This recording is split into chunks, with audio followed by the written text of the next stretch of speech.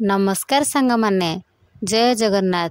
पूजा चांदा ओडिया कहानीर पंचम भाग को आपण मानक पुणी थरे स्वागत। सुरेश कहिले नाई नाई भाउज सुझिबा कौन दरकार जे तुमे निश्चित रुह मु तुम बाबद को पूजा चांदा 500 टंका देदेवा सह तुमे जो 5000 टंका करज आनिछ ताहा भी मु सुझिदेवी। तुमको किछि भी कष्ट करने को पड़िब नाही। सुरेशर एपरी कथा शुणी गौरीदेवी सन्देह भितर को टाणी हो गले। लंकारे हरि शब्द परी सुरेश मुहरे पर उपकार असंभव कथा ये। सुरेश कथारे बहुत किछि स्वार्थ लुचि थिबा परी स्पष्ट भाव जना पड़ुथिला।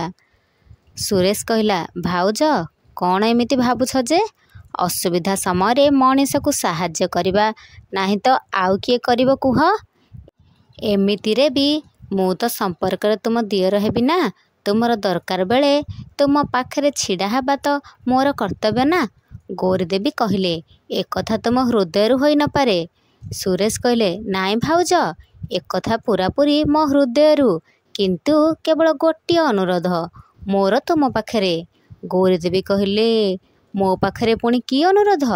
सुरेश कहले पारिबो जदि मो पाई टिके समय देब। भाई तो एबे बिछणारे किंतु एबे भी तुम शरीर रे खेलुथिबा यौवनर ढेउ को मु स्पष्ट भावे देखि पारुछि। कम बयस रे सिना बाहा होई गोटे पिलार माँ होई सारिछ किंतु केही तुमको कहिबे नाही जे तुमे गोटे झियर माँ बोली। मु तुम देहर भोक को बुझी पारुछि। भाई तो एबे पूरा अकर्मण्य कहले चले। से आउ कण भविष्यत रे भल हबो जे तुमर दुख बुझी पारिबे सेथिपाई कहूछि। मो पाई किछि समय देले तुमे भी खुशी मु भी खुशी एक कथा केही जानिबे नाही। सुरेशर मुख उद्गार थिबा विश्व को पान करिबार शक्ति गौरीदेवी पाखरे नथिला। ता मुहरु बाहरुथिबा पाप कथा गुड़ाक शुणिबा पाई आ गौरीदेवींकर धैर्य नथिला। बास सुरेश थाउ तुम कथा सेतिकिरे बहुत किछि कहि सारलणी तुमे। मोर आउ धैर्य नाही से सब शुणिबा पाई। एसबु तुम ठारू केबे आशा करनथिली।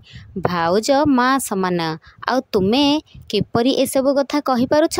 तुम जीभ थरी उठु नाही एक कथा कहिबा बेले। आरे कौन भाबुछ कि मते टंकार आवश्यकता अछि बोली मु कौन निज इज्जत को सौदा कर देबी। मो चरित्र तुम परि नुहे जे मो स्वामी थाउ थाउ मु आउ कास एपरी कथा भाबी पारिबी। तुमर भी तो घर स्त्री अछि पिला छुआ अछंती तापरे भी एक कथा कहिबाकू तुम जीभ लेउठिछि केमिति। मु आज पर्यंत भाबुथिली तुमे जड़े निष्ठुर व्यक्ति किंतु आज जानिली तुमे जड़े चरित्रहीन मध्य। आरे जेउ झियो तुमको एते विश्वास करी तुम हाथ धरी तुम घर को आसीछि आउ तुम सह ए संसार रे नौका को बोही नेबा को पण करिछि ता सहित एते बड़ विश्वासघातता करने तुमको टिके भय लागू नाही। से संपूर्ण तुम पाई निज को समर्पण कर देछि। तुम नामर सिंदूर लगाउछि आउ मंगलसूत्र परिधान करिछि किंतु तुमे होमनिया को साक्षी रखी ताको विवाह करी मध्य पर स्त्री लोकंक ऊपर खराब नजर पकाउछ। छी छी सुरेश छी तुमको लाज लागुनी। सुरेश कहिला मो गेली भाउज टिके रागी गल कि।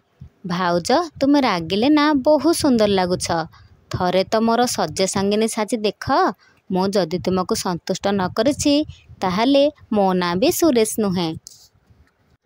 गौरीदेवी घृणारे थरुथिले। सुरेश गालरे गोटे चापुड़ा कसी दे घर भितर को चली गले। सुरेश निजर गाल आउसी आउसी कहूला जा बे जा टंका फोपाड़िले तो परी केते झियो आसी मो पाद तले पड़िबे। तू तो छार माइकिना। आरे कुआरी झियो भी मो सानिध्य पाया पाई केते विकल से कथा तू जानी नाहु किंतु तोर ए चापुड़ार बदला मु निश्चय नेबी मने रखी था। गौरीदेवी गोटापण झाड़े ओदा होई सारिथिले। घर भितर जाई लत खरी बसी पड़िले। ए सुरेश एते भयंकर प्राणी से केबे कल्पना भी कर नथिले। ता भितरे कामनार निया जे एमिति हुतु हुतु होई जळुछि से कथा से किपरि जानी थांते। सुरेश प्रतिशोध परायण होई उठिथिला आउ प्रतिशोध नेबा पाई सेमिति एक सुजोगर अपेक्षारे थिला। गौरीदेवी अवस्था देखी जया दौड़ी आसी ता मार मुह पोछि दे कहला ତୁ ଏମିତି ଧଇଁସଇଁ ହେଉଛୁ କାହିଁକି? ଗୌରୀଦେବୀ କହିଲେ, ନା ଝିଅ କିଛି ନାହିଁ, ବାହାରେ ବହୁତ ଜୋରରେ ଖରା ହେଉଥିଲା ତ ସେଥିପାଇଁ। ଜୟା କହିଲା, ମୁଁ ଜାଣିଛି ତୁ କ'ଣ ଗୋଟେ ଲୁଚାଉଛୁ ମୋତେ, କହୁନୁ କ'ଣ ହୋଇଛି? ସେ ସୁରେଶ କାକା କିଛି କହିଲେ ନା କ'ଣ? ଗୌରୀଦେବୀ କହିଲେ, ନା ନା ସେ କ'ଣ କହିବେ, ସେ ତ ସେଇ ପୂଜା କଥା କହିବାକୁ ଆସିଥିଲେ। ଜୟା କହିଲା, କ'ଣ କହିଲେ ପୂଜା ବିଷୟରେ? ଗୌରୀଦେବୀ କହିଲେ, ସେଇ ମାଆଙ୍କର ଅଷ୍ଟମୀ ପୂଜା ବିଷୟରେ କହୁଥିଲେ। ତୁ ପିଲା ଲୋକ ଏତେ କଥା ବୁଝି କ'ଣ ପାଇବୁ? ତୋ ସାଙ୍ଗମାନେ ଆସିଯିବେ କେତେବେଳେ? ତୁ ଯାଇ ସେ ଦାଣ୍ଡ ବଙ୍ଗଳାରେ ବସି ବାହାରକୁ ଲକ୍ଷ୍ୟ କରୁଥା, ସେମାନେ ଆସିଲେ ବାହାରକୁ ଯାଇ ତାଙ୍କୁ ନେଇ ଆସିବୁ। ଜୟା କହିଲା, ଏବେ ବାହାରକୁ ଗଲେ କ'ଣ ହେବ? ଗୌରୀଦେବୀ କହିଲେ, ବାହାରେ ଛୁଆ ଧରା ବୁଲୁଛନ୍ତି, ତୁ ବଙ୍ଗଳାରେ ବସିବୁ, ଯା ବାହାରକୁ ଯିବୁ ନାହିଁ। ଜୟା ମାଆଙ୍କ କଥା ମାନି ଯାଇ ବଙ୍ଗଳାରେ ବସିଲା, କିନ୍ତୁ ତା ମାଆ କିଛି ଗୋଟେ କଥାକୁ ନେଇ ଭୟଭୀତ ହୋଇଥିବା ପରି ତାକୁ ଲାଗୁଥିଲା, ନହେଲେ ସେ ଏତେ ବ୍ୟସ୍ତ ହୋଇ ତାକୁ ବାହାରକୁ ଯିବା ଲାଗି ମନା କରିଥାନ୍ତା କାହିଁକି? ଗୌରୀଦେବୀ ନଗେନ ବାବୁଙ୍କ ପାଖରେ ବସି ପଡ଼ି ଭୋ ଭୋ ହୋଇ କାନ୍ଦିବାରେ ଲାଗିଲେ। ନଗେନ ବାବୁ ଚେଷ୍ଟା କରି ବି ତାଙ୍କ ସ୍ତ୍ରୀ ଆଖିରୁ ଝରି ପଡ଼ୁଥିବା ଲୋତକ ବିନ୍ଦୁକୁ ପୋଛିବାରେ ଅକ୍ଷମ ହେଉଥିଲେ।